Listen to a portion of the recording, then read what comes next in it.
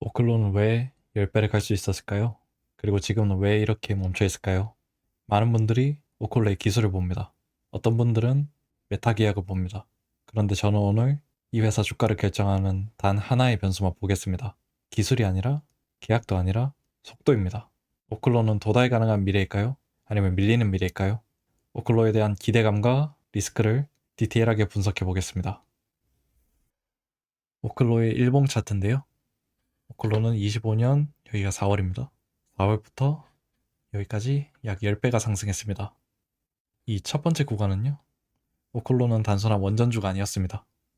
AI가 밥 먹듯이 전력을 소모한다는 소식에 오클로가 AI 전력의 상징으로 떠올랐던 시기인데요. 이 두 번째 구간은 샘 올트먼의 후광과 메타 계약 소식이 더해지며 빅테크가 오클로를 선택했다는 과도한 해석이 시장을 지배했습니다. 이때 옵션 수급까지 꼬이면서 말 그대로 폭주를 했는데요. 이렇게 10배를 찍고 이 세 번째 구간에서는 현실은 냉정했습니다. 실제 실적이 찍히기 전까지 시간이 걸린다는 점, 그리고 ATM 내부자 매도 리스크가 부각되며 거품이 빠지기 시작했습니다. 여기 작성된 내용들은요, 각 상승 구간에서 영향을 미쳤던 요인들입니다.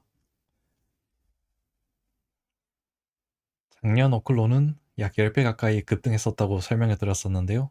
조금 더 구체적으로 얘기를 하면 AI 데이터 센터 전력 수요 급증, 그리고 SMR 재평가 사이클, 그리고 메타라는 이름, 시장은 실적이 아니라 가능성을 샀습니다. 아직 매출은 없지만 만약 이 구조가 돌아가기 시작한다면 레버리지는 엄청나기 때문입니다. 오클로는 단순히 원자로를 파는 회사가 아닙니다. 오너, 오퍼레이터 구조라고 해서 직접 발전소를 짓고 직접 전력을 팔고 장기적으로 현금 흐름을 가져가는 구조인데요. 이 모델이 성공하면 마진은 EPC 업체보다 훨씬 높아집니다. 그래서 시장은 실적이 아니라 구조를 보고 베팅을 한 겁니다.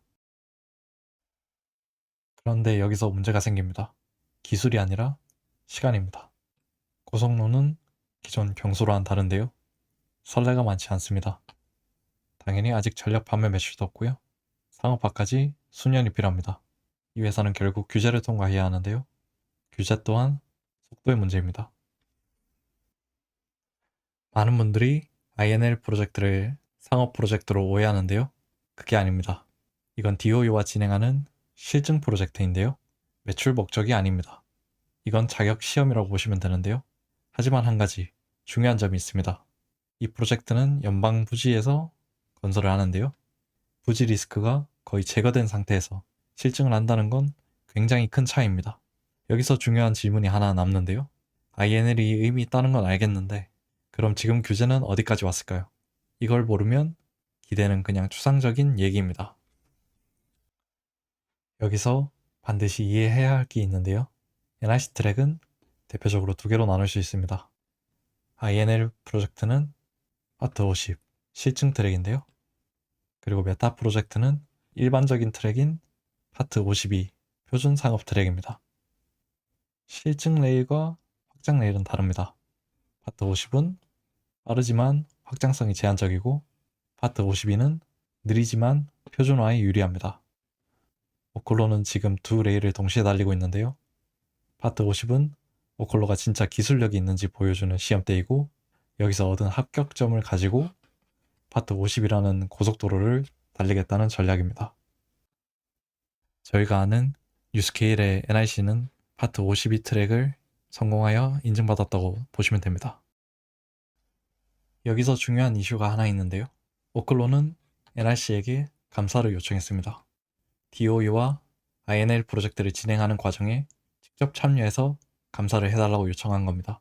진행 기간은 26년 1월 26일부터 약 10주간 진행이 되고요.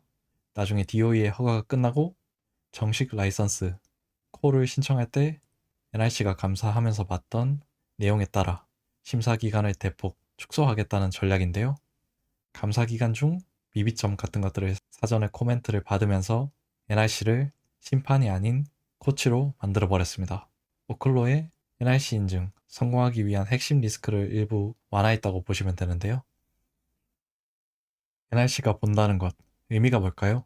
NRC 검토나 감사는 승인 이벤트가 아닙니다. 설계 안전성, 품질 보증 체계, 문서 프로세스, 질의응답 이 과정을 반복하는데요. 이건 시험입니다. 합격 발표가 아니라 채점 과정입니다. 투자자 입장에서는 규제 리스크 가시화, 인허가 불확실성 축소, 후속 상업 프로젝트의 신뢰 기반이라는 이점이 있는데요. NRC와 진행 단계가 곧 오클로의 현실적 진도라고 보시면 됩니다. 그래서 지금 오클로의 NRC 인증은 어디까지 왔냐라고 하면 현재 오클로는 정식 DC 승인을 받은 상태가 아닌데요. 프리 애플리케이션이라고 해서 사전 협의 단계에 가깝습니다.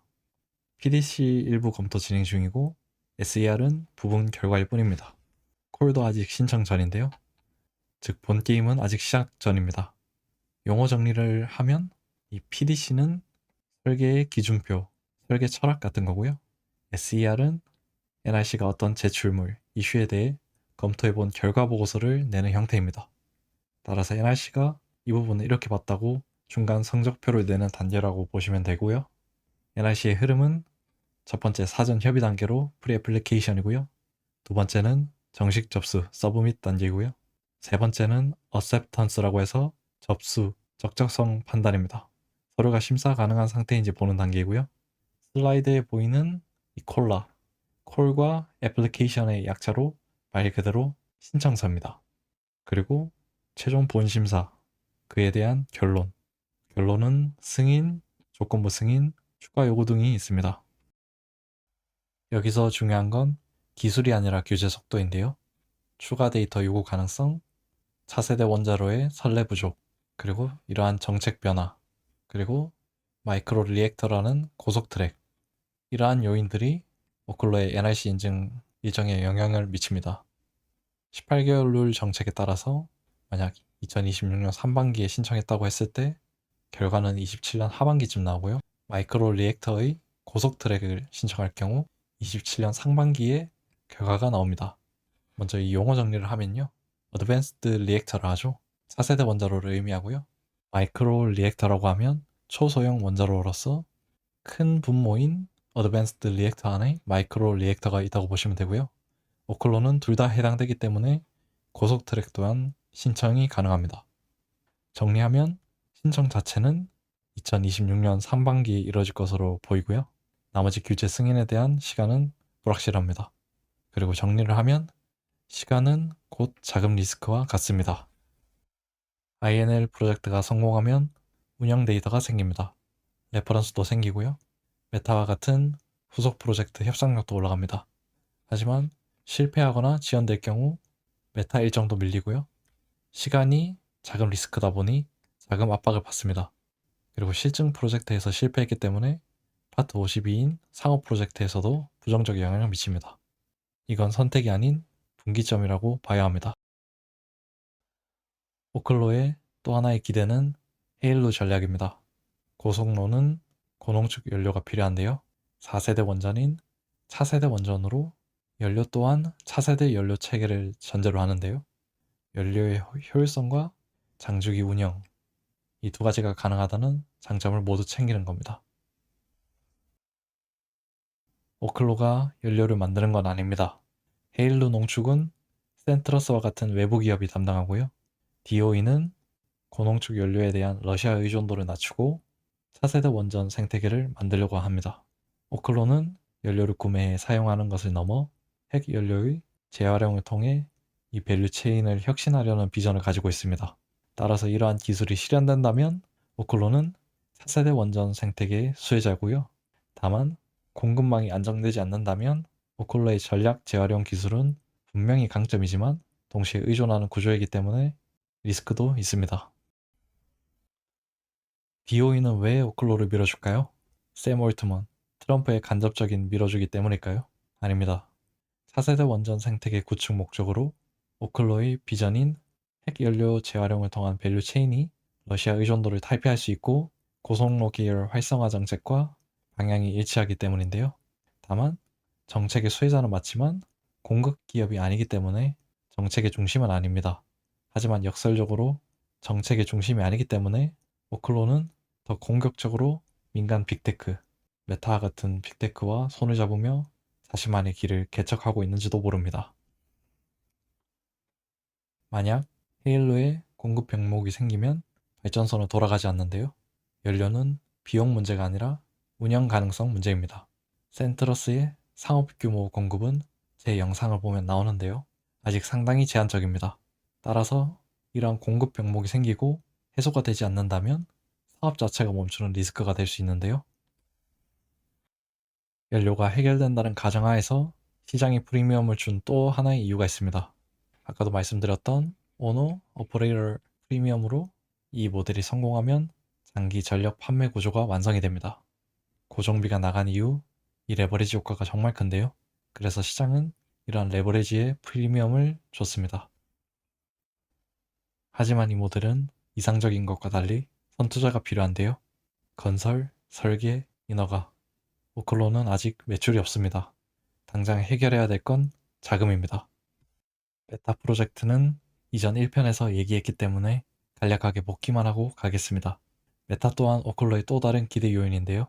메타는 전력이 실제로 필요한 고객이고 장기 전력 옵션을 확보하려는 전략적 선택으로 볼 수 있습니다. 그래서 시장이 수요 검증 신호로 받아들였습니다. 다만 여기서 오해가 생길 수 있는데요. 메타 계약이 곧 매출은 아닙니다. 이건 조건부 단계적 구조이고 마일스톤 기반으로 진행되고 있습니다.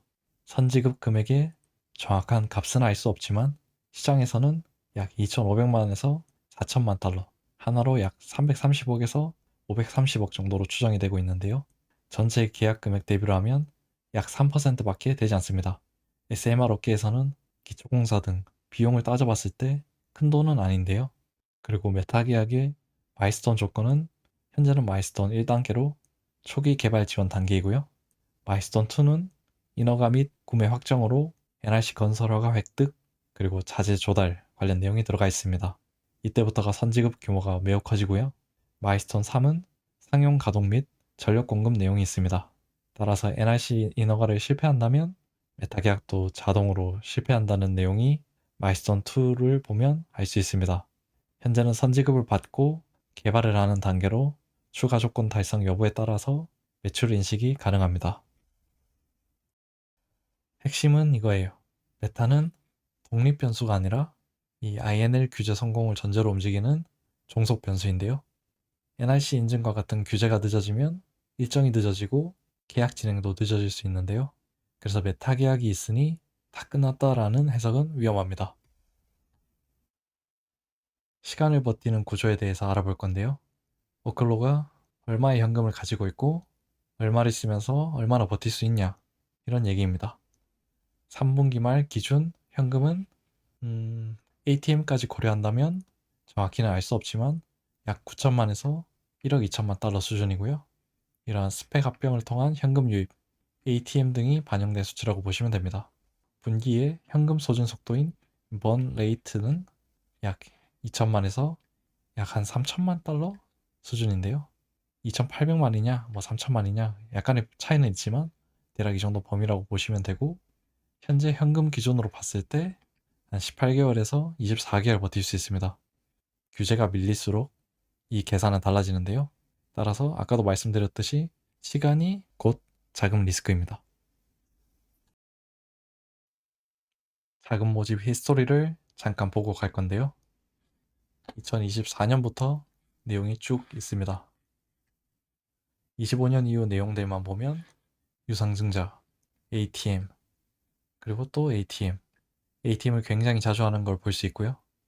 25년에만 5억 달러의 유상증자, 그리고 5.4억 달러의 ATM, 이건 전량 소진된 것으로 보이는데요. 그리고 2025년 말에 역대급 규모의 15억 달러 ATM을 런칭했고 현재 주가가 하락해서 실현을 하지 않는 것으로 보이는데요. 대부분 다 잔고로 남아 있습니다. 현금이 많았는데도 불구하고 주가가 상승했을 때 언제든지 이렇게 자금 모집을 하는 것을 볼 수 있는데요. 결론은 오클로는 현금이 많아도 ATM을 하고 주가가 오르면 이걸 매도합니다. 그리고 일정이 지연되면 추가 발행 가능성도 올라갑니다. 2026년에는 RSU 그리고 스톡 옵션 언아웃 등 잠재 물량이 집중됩니다. 수급은 생각보다 빨리 반응하는데요. 이러한 잠재 물량에 대한 자세한 개념적인 설명은 생략하겠습니다. 쉽게 얘기하면 이러한 권리를 가지고 있으면 특정 조건이 달성했을 때 현물로 교환할 수 있는 성격의 상품인데요. 2026년부터 이러한 잠재 물량의 실현 조건이 달성되어 시장의 매도가 가능하게 됩니다. 이 표는 내부자 매도에 대한 히스토리인데요. 26년 초에 주가 하락의 원인으로 지목하는 방향은 타당합니다. 투자자들은 경영진의 행보에 가장 민감하니까요. 경영진은 우리보다 더 많은 정보를 알고 있습니다. 매도 타이밍도 보면 호재가 터졌을 때 경영진이 수익 실현 적기임을 알 수 있습니다. 주가가 하락하는 구간에서도 내부자의 매도가 멈추지 않았다는 건 심리적으로 더 큰 압박이 될 수밖에 없었는데요. 결국 시장은 호재는 선반영되었고 남은 건 경영진의 차익 실현뿐인가 라는 의구심을 갖게 된 것이 이번 2026년 초에 그 하락의 주요 트리거 중 하나였습니다. 이렇게 보시면 2026년에 CEO, COO, 그리고 CEO의 와이프 등 처분했음을 알 수 있습니다. 이 슬라이드는 2026년의 전쟁터라고 보시면 되는데요. 아까 잠깐 설명드렸던 잠재 물량에 대한 조금 더 디테일한 내용입니다. 최근 장의 하락보다 더 무서운 건 2026년부터 쏟아질 이 대기 물량인데요. 종류를 다 아실 필요는 없지만 합계해서 2,700만에서 3,000만 주로 전체 지분의 약 17%에서 19%의 물량이 시장에 나올 준비를 하고 있습니다. 표의 오른쪽을 보면 집중 시기가 있는데요. 모두 2026년에서 2027년에 몰려 있습니다. 특기 주가가 특정 가격에 도달하면 풀리는 이 언아웃은요, 물량이 상당합니다. 여기에 회사가 자금 조달을 위한 ATM 물량까지 합치면 전체의 약 33%에 해당하는 잠재적 매도 대기 물량입니다. 2026년은 오클로에게 인허가 진전에 대한 호재성 흐름과 오버행이라는 수급의 압박이 정면으로 충돌하는 전쟁터가 될 것 같습니다. 따라서 우리가 보수적으로 접근해야 하는 이유입니다. 정리해 보겠습니다. 모멘텀과 이러한 리스크로 정리해 볼 수 있는데요. 기대가 성립하는 조건, 즉 모멘텀은 INL 프로젝트의 성공으로 NRC 통과, 메타 프로젝트에 대한 코일 승인, 이러한 코일 승인을 통해 본계약 진입, 마이스톤 2단계로 하죠. 그리고 헤일루인 연료 수급의 안정, 자금 조달 안정 등이 필요한데요. 그리고 반면 리스크는 이러한 규제의 지연, 번레이시 지속됨에 따라서 추가 자금 조달, ATM 확대 등으로 인하여 자금 조달 이슈, 그리고 투자자 입장에서 2026년 잠재 주식 물량이 현실화되는 것. 물론 2026년에 무조건 매도한다는 의미는 아니고요. 이러한 잠재 물량이 조건을 달성함에 따라서 언제든지 시장에 나올 수 있다는 의미입니다. 따라서 이러한 기술이 문제가 아니라 이 모든 속도의 문제다. 방향은 맞을 수 있지만 이 문제는 언제인가. 이게 저희 투자자 입장에서 가장 중요합니다. 오클로는 사기일까요? 아닙니다. 기술이 없는 회사일까요? 그것도 아닙니다. 이 회사는 현재 확률의 회사입니다. 규제를 통과할 확률, 시간을 버틸 확률, 희석을 감당할 확률. 그래서 이 종목은 믿음의 종목이 아니라 속도의 종목인데요. 여러분의 이 미래가 도달 가능하다고 보십니까? 아니면 밀린다고 보십니까? 그 판단이 수익률을 결정합니다. 다음엔 뉴스케이가 오클로의 실적 발표 그리고 컨콜 내용으로 다시 뵐 거고요. 만약 이런 내용이 도움이 되신다면 구독하고 기다리시면 조금 더 편할 겁니다. 긴 내용 들어주셔서 감사합니다.